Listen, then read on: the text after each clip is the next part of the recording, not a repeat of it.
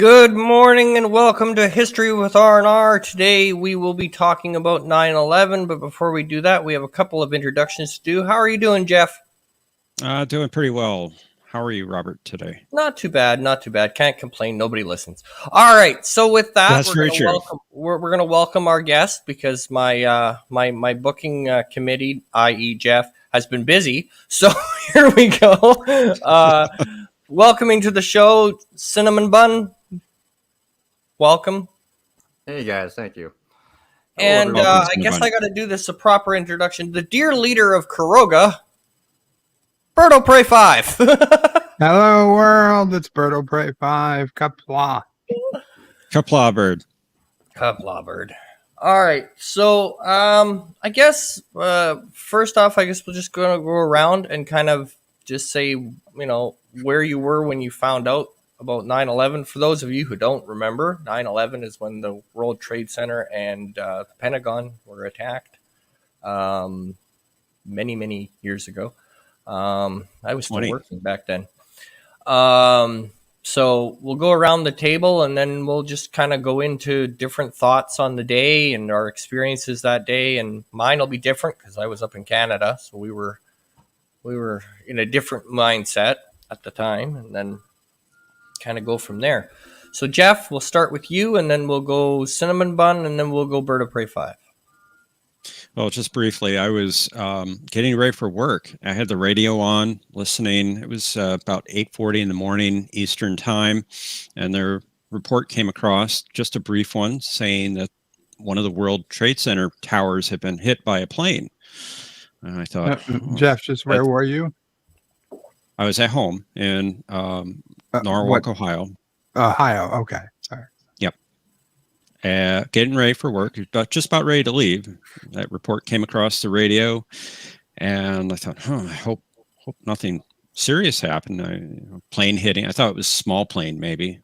Turned off the radio, left for work, and once I got to work, I heard that an airliner had hit one of the towers, and then briefly after that, the other tower got hit as well. And so that's where I was, and I was kind of trapped watching the TV, watching it all unfold that day, because we were setting up for a big meeting at work. I worked at a library back in Ohio then, and I was the primary person getting ready for this meeting, set up tables, equipment and all that, and the TV just happened to be in the same room. So, employees came in and out watching what was going on that day. I was there all day watching that thing. So that was a very difficult day for me. I would imagine. All right. And Sinnabun? I was already at work at the Minneapolis International Airport. I was working at Continental Airlines at the time. And my shift had started the day before at 4 in the afternoon. And I had done the overnight shift. And for some reason that morning, the ops guy for the daytime didn't show up. So ended up getting mandatory overtime. So I was pretty much looking forward to just a nice slow day, just sitting in the office and not really doing anything. And I remember we got the first report of the first plane hitting, and there was a lot of confusion. We thought the first report was it was like a small general aviation plane that hit a building. So there wasn't really much worry about it at first. And then we started getting news reports in that it was actually a passenger plane. And there was just people just started to panic in the airport. Pretty much, it was a really surreal day. And I remember, so we were trying to get confirmation that it was a passenger airliner, trying to figure out which airline hit the building and everything. I remember going through all of our. Remember when I first heard it, it sounded like they said Newark for some reason. Well, obviously it's because it said New York, and just in my head it sounded like Newark because that's one of the flights where we go to. And so I remember thinking, well, holy shit, it's about the time when our flight would have arrived out in Newark. So I was looking up at our paperwork, making sure everything was okay, and it was something that I didn't screw up, because all of a sudden I was worried about, maybe I screwed up a load plan and brought a plane down. And then finally I got corrected. I was okay, it's in New York and shit. So yeah, it was pretty scary. And then we turned on the news, ended up just watching the news, and just started seeing we got to see the second plane hit, and that's when the shit completely hit the fan. down in operations. We still had this terrible printer that was on those basically those continuous sheets of paper, the feed ones, and that thing just went nonstop, just giving us ground stops for all the airports everywhere. It started off out in the East Coast, and so we're still trying to figure out exactly what was going on, because we thought it was just a random accident that happened still. And then the second plane hit, and then we knew it was a deliberate attack. And then things just fell apart. I mean, and then all of a sudden we had 3 planes on the ground getting ready to go that day that we had to obviously cancel. So we were offloading those planes, and then we started getting calls from all the flights that were in the area looking for parking spaces. And then it was just a day of essentially just landing planes, and then essentially dragging them to the gate, trying to get them offloaded. Then we'd have to push them off the gate and try and find parking spots for them all. It was crazy. Yeah, that would be of all the places to be that day is an airport. All right, and Bird of Prey 5. I had gone into work extra early that day because I had been out gallivanting the night before in Manhattan. Now I worked in Westchester, so I crossed the bridge, the Throgs Neck Bridge, like early in the morning. Usually I'd cross it about the time the plane would have hit the tower. You could see the tower from the bridge and a good part of Manhattan, but it was quite the distance. But by the time I got to work, it was still before 7 a.m. So I was already working for a good hour and a half. I got a call from Mama Prey saying that a plane had hit the World Trade Center. So I got some of my coworkers who were near me, and we went up to the second story, which is where the TV was in the building, one of the TVs. Most of the people who were in the office had already beaten us to it.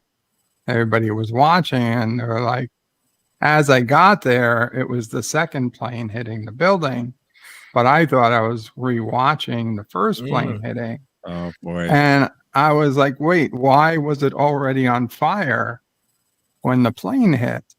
I was like, and how did anybody know to have a camera? And then they started to try to explain, like, no, that's the second plane. And it took a minute to register, what do you mean? It was a second plane. That didn't make any sense. Because first, I was aware of the fact that a plane had hit the Empire State Building back in the day, and it caused a fire, but there was no real structural damage to the building. It was just an unfortunate loss of the people on the plane and maybe a few people in the office where it hit. So I didn't think much of it at first. I thought, well, I thought, oh, that sucks for the people in the plane, but they were still saying, oh, it's a relatively small plane. Nobody was saying commercial at the time. But then when they showed the picture of this gaping hole, and then in over a few minutes, and then it was CNN we were watching, and they finally started reporting that it looked like it was a passenger jet. And then when they zoomed in on the second plane, you could tell right away. I mean, I for someone who was flying, I used to fly quite a bit. I was like, that's clearly a commercial plane. Yeah. That hit the building. I mean, that wasn't it wasn't a a Learjet. Yeah, that wasn't Yeah. a Cessna. It wasn't a Learjet. That was some, I don't know if it was a 757 or 767 or it wasn't a 747. I knew that much, but it was up there. Yeah. And it was we knew there wasn't going to be any work done that day. People started making and the people at my job, they're good at their job, so they really quickly started making plans for people who weren't going to be able to make it home, getting hotel rooms, getting the company had several apartments that they owned nearby for various reasons that I didn't need to know about, Yeah. but later found out. They had all these apartments for various executives, so we got to stay. Those of us who had to cross bridges, we got to stay overnight. I mean, later that evening, I was at Costco buying clothes just for the next day because I had nothing with me. I wasn't planning on staying. Right. And our cell service was, and even our landlines in New York City, that whole area had become, you know, filled. Nobody could get calls through. So the most useful communication service we actually had was AOL Instant Messenger. Okay. That's And interesting. so, yeah, that whole day, the people I was communicating with was mostly through AOL Instant Messenger. Now, the other interesting thing, and not to go into any type of conspiracy or anything, but the internet service provider for my company was located in Building 7 of the World Trade Center. Oh, And it continued to work through that evening. And after we left for the evening, and only after Building 7 collapsed, did our internet go down. yeah. So the next day was our big test to get our internet back up as quickly as possible. We were without main internet for like 4 or 5 days. I was in the IT department at that point, so Yes, that's why. that's your headache. Yeah, exactly. Right. I personally myself just took a fax line that was going to a FedEx computer and rerouted it to my own desk. So I was using dial-up for myself for those few days, with nobody really noticing or caring. But I was, Mm-hmm. You did I what you wasn't had to going to go do. with that. Yeah, I wasn't going to go without internet. No. Even if it was dial-up, it was Yeah, so slow as hell is better than nothing. Yeah. yeah, it was Well, better than nothing. back then, a lot of people were on dial-up. So Yeah, Yeah. but in terms of personal, luckily, I didn't have any family or close friends that worked there. I did have a father of a close friend who worked there, and he did unfortunately pass. Um, he was the closest that I knew of that day. Later, I found out I had a cousin, two cousins, technically, one a first cousin and one a distant cousin, who both worked for the fire department, and they were both on duty and both there at the time. Luckily, both made it through okay, although they eventually ended up having to leave on disability due to long-term effects of being there on 9/11. Yeah. But they made it through the day. Well, that's good. Well, for me, I was up here in Canada. I had just started my shift. I was working security mobile at the time. So I had just started my morning run, and it came over the radio. And then I got a call from our office, and it was like, because the security company I worked for was the security for the airport in Winnipeg. So we got a call. Well, the mobile division got a call from the head office here in Winnipeg, and it was like, be on standby. We might be calling you into the airport and calling you off the road. So I was basically on standby to go to the airport all day. Luckily, I didn't have to go. Thank God. It was really weird because normally we wouldn't get called to the airport because I was off-site security, and then the airport would be considered on-site.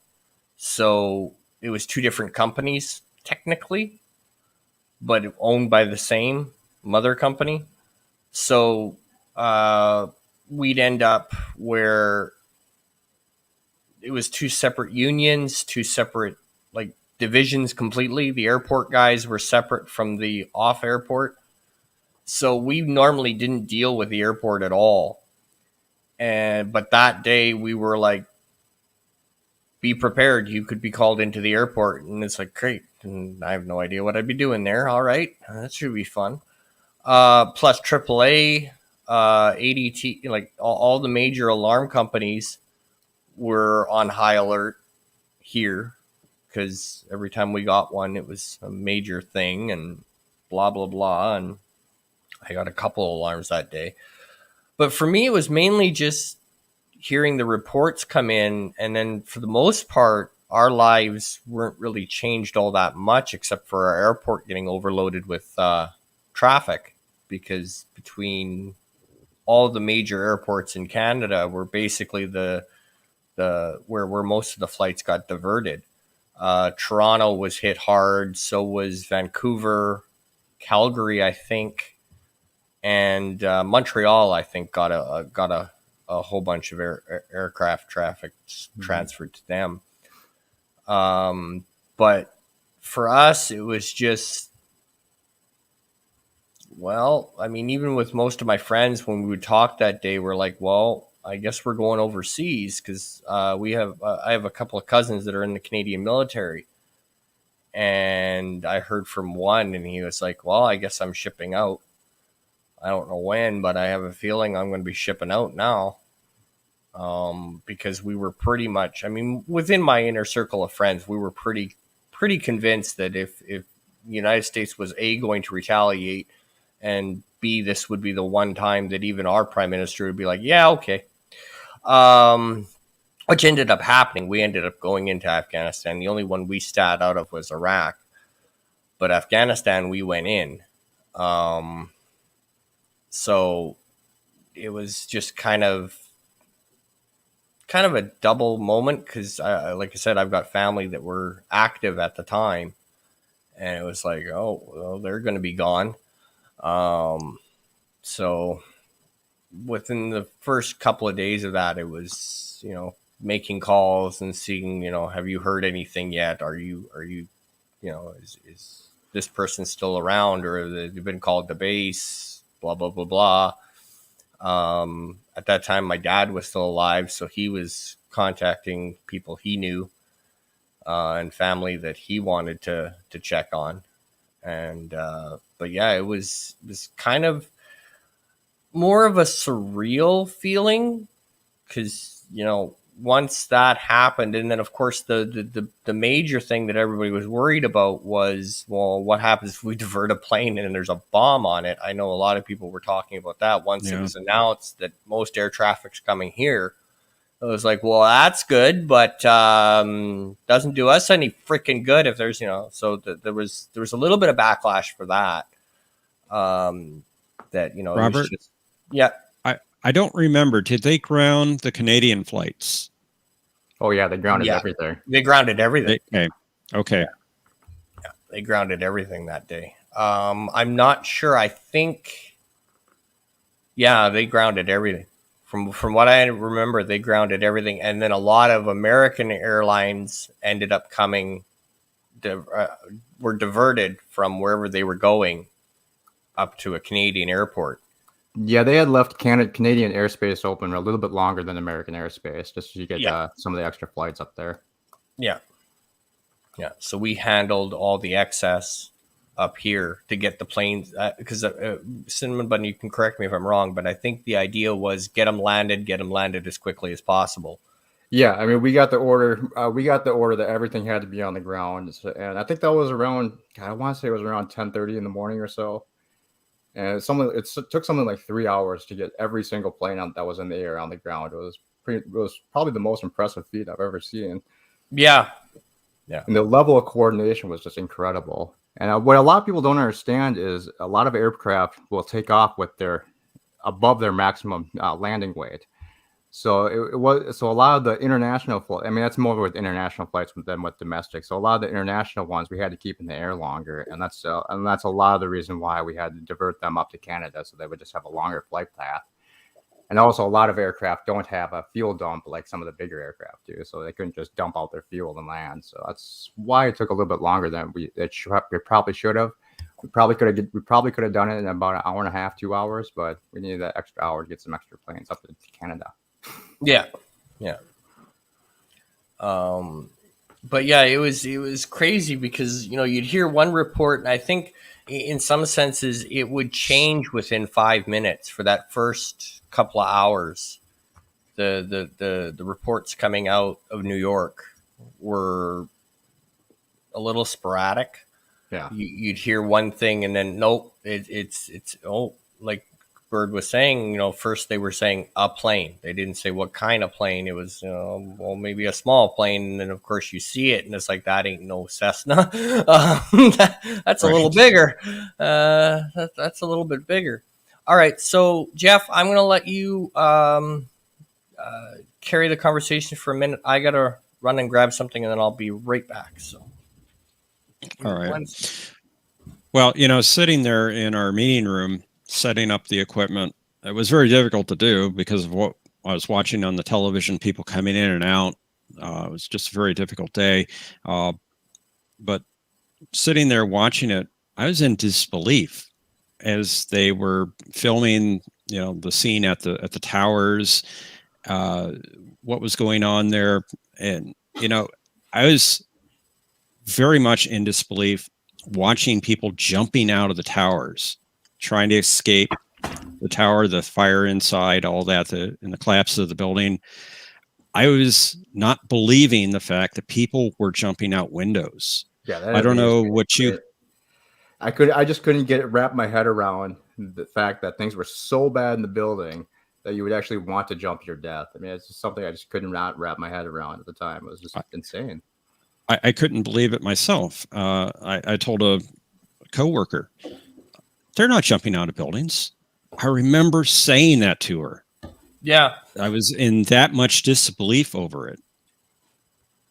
I had looked into why weren't there rooftop rescues? And apparently it had been a big debate between the fire department and other city services about, God forbid, of anything. And back from the 93 attack, some people did make it to the roof because they were just afraid. So what they decided to do was to lock the doors, that they could not be opened because they did not want anybody on the roof. They said that it wouldn't be safe enough have helicopters approach the building in a serious situation because of smoke and whatnot. Yeah. Now, in hindsight, could people have been rescued from the roof? Absolutely.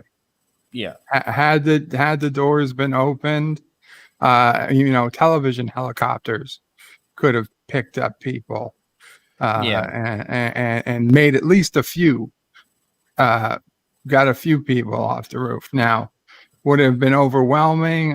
Who knows? But that was a decision that they made, and they thought it was for the best at the time. I mean, nobody assumed that this would would ever happen, obviously. No. And nobody No. was going off the assumption that there'd be no other way down. I mean, obviously, you would never lock the roof if there was any way, if there was no possible way to get below a certain floor of the building. Nobody thought that could happen, but it did. Yeah, it was one of So- those. Well, that'll never happen. There's always there's so many ways down. There's no way that nobody's going to get. Yeah, it's Right. one of those unsinkable ship moments. Yeah, I always, Human. because I mean, Yeah. I remember, and I'm like, well, where I figured we'd start seeing people make it to the roof, and helicopters taking people from there, but never did, and it always bothered me until I looked up why. Yeah. And sure enough, So did they catch flack for that in the aftermath? I mean, not tremendously. I mean, are you going to yell at the fire department? That Yeah. so Yeah, many of its that'd be members. that'd be a very unpopular thing to do at the time. Yeah. Yeah. Yeah. It was just, bureaucracy, and they had that, not that they didn't have a good reason that they thought it would be more dangerous to get people up there than not. It just, was very unfortunate Yeah. the way it worked out. Yeah, well, a lot of things changed after 9/11. Just even procedural things, like the Air Force needed permission from the Pentagon to launch, and they weren't getting that permission yet because of people not getting into their office on time or getting to the call, and so the Air Force was stranded. They couldn't launch without proper authorization. I think it was Rumsfeld that had to give the okay, and that took an extremely amount of time where they could have had jets in the air immediately, but they had to wait because of bureaucracy, which of course changed immediately preceding 9/11. But yeah, there was a lot of things. So I guess what we could do is talk about, because Bird kind of brought it up backstage of, kind of the retrospect of looking back on things that, maybe could have been done differently, things that, you would have liked to have seen done differently. And with the advantage of hindsight being 2020, that whole thing, the aftermath and just what ended up happening afterwards. I think it'd be an interesting conversation to I'll let Bird kind of take it. Well, I think it probably ever changed that day, but prior to 9/11, most hostage situations ended up with everybody eventually getting off the plane okay. Yeah. You're like, oh shit, they're gonna land, they're gonna make a ransom demand, and either they'll get something or whatever, but Yeah. eventually we're going to get off the plane. Most of us will probably be okay. And this, in a couple of days, we're all going to be home and write a book about this. Yeah. And very few people would have been in a position to know, especially in the first plane or two planes, that, these weren't going to end like that. And had people known, had there been a 9/11 before, or had this happened another time, I think people would have been much more aggressive in fighting back against the attackers. Because, I mean, you only had 4 people and, verse 40 to 50 or 100, other plane, people on the plane. Even if they had box cutters, even if they had, which box cutters were legally allowed on the plane. Yeah. What wasn't legally Yes. allowed was mace or what, a pepper spray. Yeah. Those should not have been allowed on. That was a failure of security. Yeah. But the box cutters weren't. But regardless, box cutters of pepper spray or not, if you know you're going to die otherwise, you could overpower, you could, and you say, okay, well, that's what happened to Flight 93. But even they started a lot later Yeah. than they would have had they known. Yeah. Had they known ahead of time. Nobody expected it to be, well, they're going to crash us into a building. They're going to ask for demands. They're going to, make a statement, whatever. As long as we don't be out of line, we'll be fine. That's kind of the mentality, I would imagine. I think that's a big reason why we haven't had another 9/11 since, because I think, I don't think people would just sit by anymore. No. And wait. Yeah. Yeah. I remember hearing in the days or weeks after, once they started flying again, and I had to start flying again for work very soon after 9/11. It wasn't my flight, but it was a flight that the captain just repeated it because he had heard the story. Another flight, he's like, listen, he's like, if somebody gets up and says they have a bomb, he's like, I can pretty much assure you it's fake. He's like, there is no way anybody got a bomb on this plane. Yeah. He's like, so just if somebody does do that, he's like, throw anything you have at them, your shoes, bottles, cans, pelt them, and just charge after them. He's like, I can promise you, the bomb's not real. And that's what they told us to do. And it felt good getting some, whether it would work or not, getting some like, hey, just don't sit back. Don't listen to them. You've got to fight back. Well, I mean, it's been proven to work too, because they were able to stop the shoe bomber. They were able to stop other people that have been trying to disrupt flights as well. So right. That's the one good lasting thing that came from 9/11 is passengers won't take shit from other passengers anymore. Yeah. It's like, okay, we used to have this belief, but that's gone now. So how did things change at the airport after? Like, once planes started flying again, how fast were the security measures brought in? Oh God, instantly. It was pretty open when I was pre 9/11. Like, if you wanted to have friends come down and check out where you were, no problem. Just run your badge through, walk them through. Yeah. After that, badge checks. Every time you walked outside, you'd have an airport cop asking you to see your ID. Yeah. They had a rule of no piggybacking through security doors before 9/11, but everyone would do it anyway. One person would swipe their badge and everyone would walk through the damn door. Yeah. After that, there was zero tolerance, and they had cameras at every door. If they caught you piggybacking through a door, you lose your credentials. So wow. I mean, they upped their security 1,000% almost immediately. It was very weird. The first few days felt like a prison, especially when there was nothing going on at the airport. It was just dead quiet there for a good 2 days.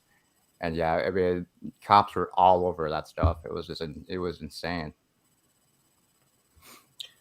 Yeah, the airlines definitely hit it targeted them major, because there was a lot of slip ups that happened, whether it's intentional or not. Nobody's thinking, well, that plane's a little off course. It must be going to a building. That's not your first thought. I mean, when you really look at it, it was a major failure of our TSA that day. Yeah, and there were so many clues that could have stopped it from happening, but our TSA completely failed. And I remember they were talking about trying to get our security a lot better and work on training. It worked for about a year, and I remember, like, after that, TSA was just shit all over again, and it still pretty much is. Yeah. Well, it's a matter of, the guard goes up, and then slowly but surely, when nothing happens, Yep. well, okay, we can relax now. Yeah. Well, It's not as I kind of had that on a personal level because, for the next few years, I thought, oh, something's going to happen again on 9/11. Something's going to happen. And then that slowly went away as the years went on.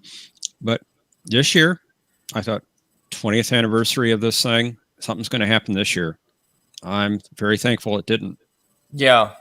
Did that happen? Like, like the as far as the airports go, I guess the next couple of anniversaries, that's when everything would really lock down and be like, we're not having this. It's not happening again.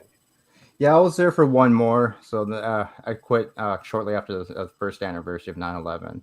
So I remember that first year it was they were on really high alert. So Yeah. it wasn't really much of much different than a normal day though. It was just kind of just keep on just be on higher Do your alert than job. normal. Just watch for anything unusual. But other than that, it was pretty much a normal day. Did you feel a little more on edge that day? Personally, not really. I don't really know why. I just really didn't though. I guess it was because the airport at that point had gotten so secure that you just felt safe there.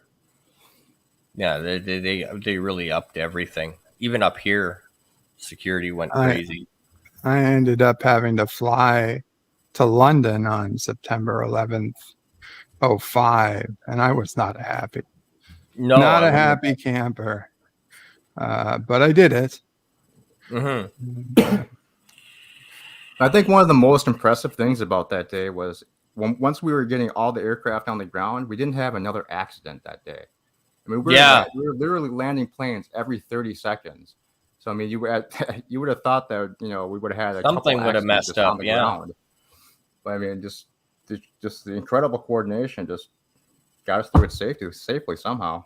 Yeah, well, everybody's adrenaline is pumping. They're paying attention to everything. And everybody was super sharp. It's a little off topic, but for me personally, what hit me hard was the American Airlines flight that hit Rockaway, Queens in November. Yes. It was right after 9/11 that plane went down. And that was the day I was supposed to be flying home from California. And I canceled my flight because nobody knew what it was at first. Was it terrorism? Yeah. And I was like, oh, fuck it. I was supposed to go home for my birthday. I think it was November 12th. The plane went down, and it was the first time I wasn't home for my birthday. Ended up staying in California a few extra days, and it turned out it was aircraft design problem. Okay.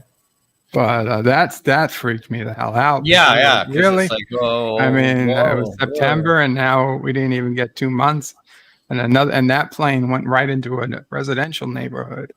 Yeah. It was a disaster. I mean, not 9/11 size, but damn close. Right.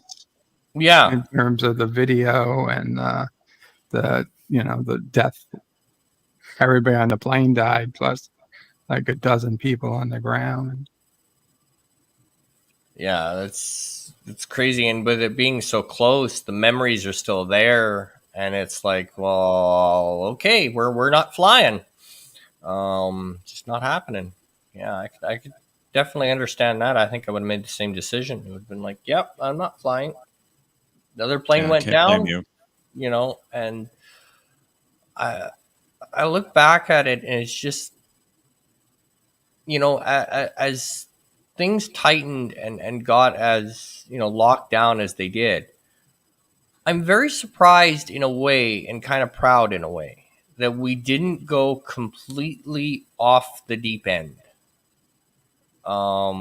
I mean, yes, we locked down the airports. Yes, we tightened security. We did stuff like that, but it really didn't. There was potential for so much worse of a reaction. That, we look at what's going on today, where, we see what, worldwide panic can do. And I won't go any further than that, but we really just had more resolve than panic coming out of it. And I think that in a sense it was a dark day, but coming out of it, we could be proud of how we responded. And I think that's something that we could be, looking back, if you want to grab a positive out of it, how we responded to it would be a positive. I mean, there are some political things that not so good. Looking at Afghanistan right now, but Right. That aside, I think tragedy like that, when it's so sudden, does pull everyone together. We all want to be united and face what's going on and solve the problems that are happening right then and there. Yeah. So in that regard, I think we did pull together, and I thought it was a great response. Yeah. It definitely made a president. True. That's for sure. I don't know. I think Bush's reaction got him the next election. I believe you're right. That was a big part of it. Big part of it. Looking back. So I guess going around the table, is there any last things people want to bring up or kind of touch on that we haven't? I'll just mention a couple things. My father worked at a plastics factory at the time, and they sent everyone home that day, and they didn't work the next day because they thought, it was a dangerous machines that they were working on. They're not thinking their thoughts are elsewhere. They could injure themselves or even kill themselves if they did the wrong thing. So I think a lot of places sent their workers home, and that was a great thing also. The other thing, that meeting that I was alluding to, that I was preparing for, it was actually at the end of the week. We still had it, and it was for representatives from the Bill and Melinda Gates Foundation coming in. It was for a grant for computers for the public to use, and we were getting training. Somehow those representatives still made it from Seattle. I don't know how they got there in Norwalk, but they did. Yeah. So I don't think the air traffic opened up. Maybe Sinnabun can help me on that. I don't remember exactly when the air travel opened up again, but yeah, it took days. I mean, I'm pretty sure, if I remember right, airspace was reopened within 2 days after the event. But it took 2 days. Okay. It took us a lot longer to get flights going back again because all the airplanes were in wrong position, so everything had to be ferried out and repositioned everywhere. And because of the way we were basically parking airplanes nose to nose on runways, taxiways. We're packing them into the gate areas. So we had to sit there with tugs and sit there and try and maneuver everything around. So so we were coordinating with a tower for a good day and a half, just trying to get airplanes moved and into position to take off, just to get out of there.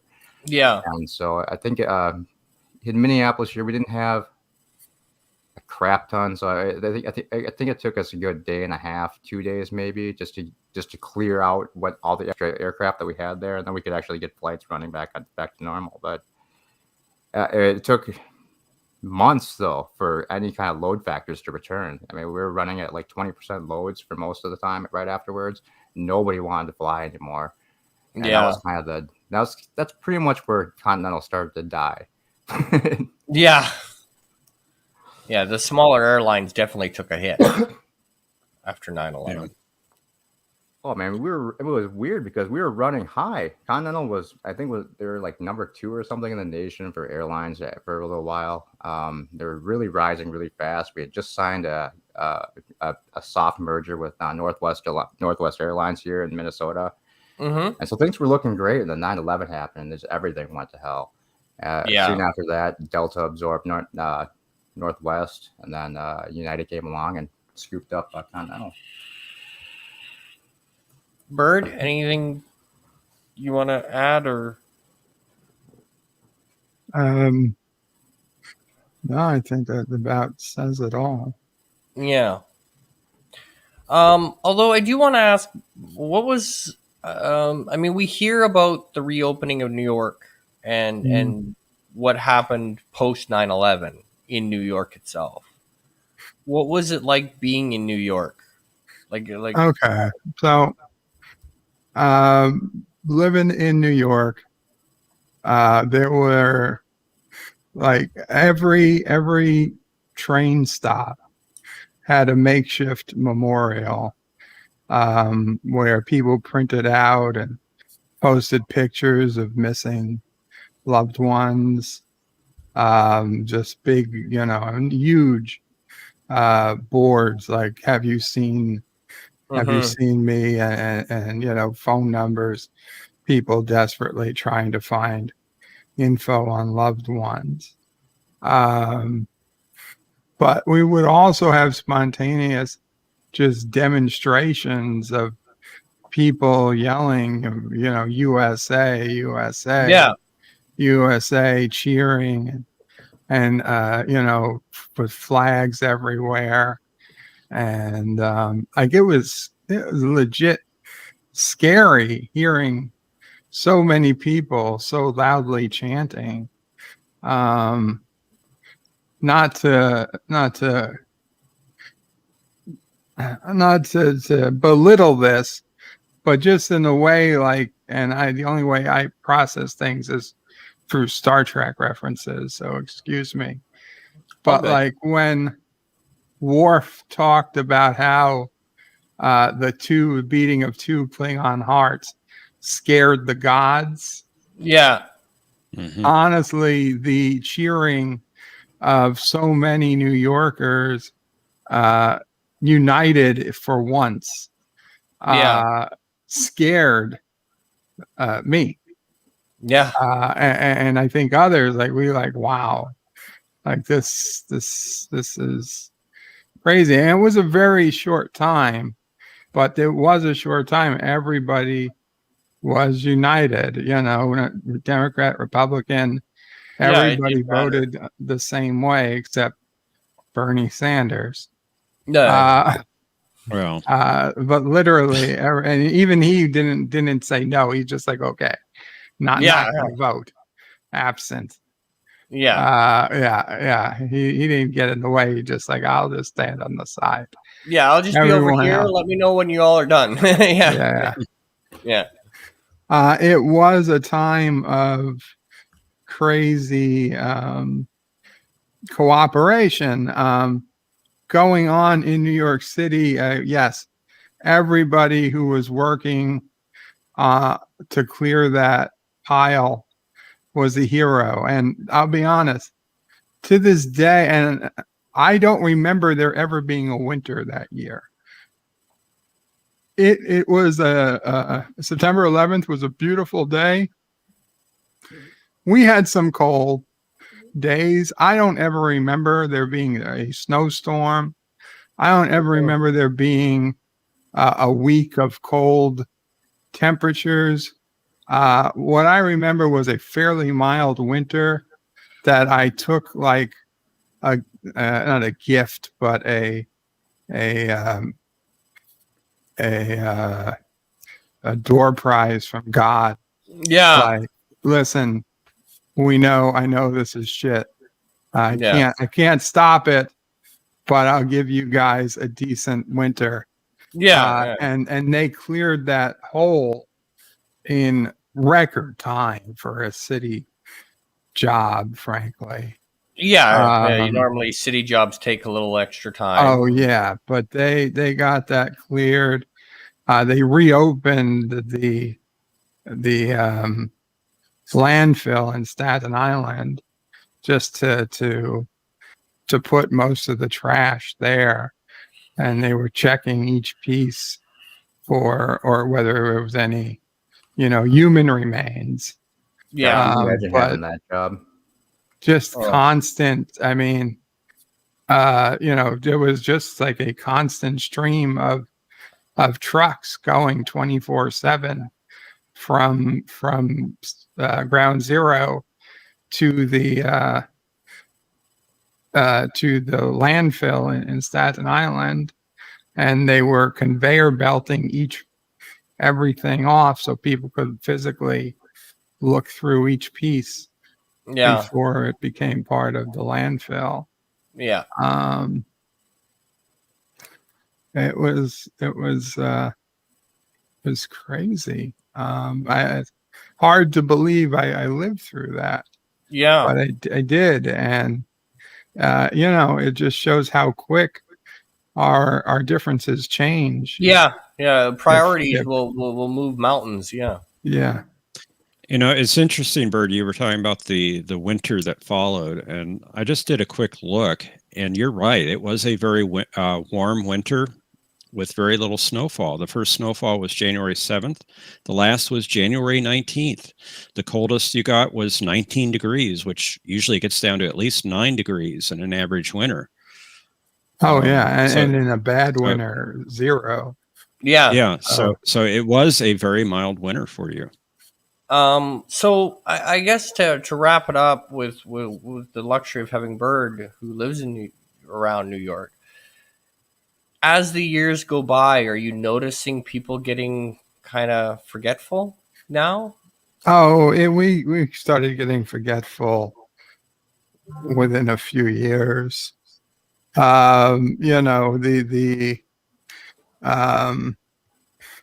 Unfortunately, we at the time before he became the Rudy Giuliani people know today, Mm-hmm. he was America's mayor. Yeah. On 9/11, but due to term limits, his term was up. And so by the end of that year, Bloomberg came in. Now, at the time, Bloomberg was his hand-picked successor, Yeah. but then Bloomberg changed parties and Bloomberg bought himself a third term. And so after the first term of Bloomberg, all shit started to go south again. A lot of the old rivalries, yes, had come back, and by Bloomberg's third term, it was back to usual. Yeah. Politics back to as usual. Yeah. Life as usual. Yeah. So yeah, it didn't last. It didn't last long, unfortunately. And now I really question, like, watching the TV where we have people who never met their grandparents, but they're crying about them. Yeah. I'm like, this isn't, or they met them when they were, they were 1 year old when their grandparents died, and they're still crying on television. Like, that maybe we did this wrong. Yeah. We're reopening this wound every year again, and this is not the way to do it. I understand, and I had this concern when we first started. As a nation, we had a tragedy, but it is any given family, and I don't want to upset anybody with this, but hear me out.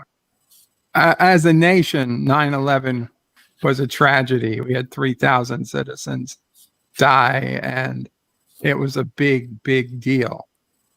But to any one family, you had a family member die unexpectedly. Yeah. And while that is very sad, that happens every day. Yeah. All around the country. Okay. If I had an uncle who got hit by a bus today. Well, what makes his death any less tragic than if I had an uncle who was in the towers on 9/11? Yeah. Nothing. To me, it's the same tragedy. But I don't have to get up on stage every year. I don't Yeah. have to. I'm not being asked to get up on stage every year and bring his death up over and over and over and again. over Right. again. Yeah. Right. And, the people who have those tragedies, they heal. They go on with their lives. And yeah, maybe they forget what their uncle looked like 5 or 10 years down the line. But that's probably the more natural and the better, healthier thing to do Yeah. than what we've been doing. And I don't know. I feel like the original plan I always heard was that they were going to read the names for either 5 or 10 years and then stop. Yeah. And then they didn't, though, because once the year came to stop, they felt it was too hard to stop. Yeah. And I think that was a major mistake. Should we ever have another national tragedy, this is not the way to go about Yeah. Well, remembering it. Yeah, it reckons back to Pearl Harbor, right? Because the biggest, I guess you could say, tragedy that happened pre 9/11 was a military one at Pearl. Sure. And Pearl, to this day they still have all of the bells and whistles on the day. So I think it's just human nature in that degree that, but in a way, I think it's important that we don't forget, because when we forget, things happen again. But at the same time, there's got to be a way that you can balance it, like you were saying, where you're not I mean, I could have traumatizing the family, but at the same Right. time, you're honoring the memory, but you're not like the well, if you family. wanted to do bells and whistles or, the tribute and lights or something, I totally get. Yeah, I think literally the fact that we put people on stage and go through every single name kind of is distasteful. is no longer in the public's best interest. Yeah, Yeah, I agree with you, Bert. So I think, moving forward, it should be, we remember, we show respect, but at the same time, we allow families to heal and move on.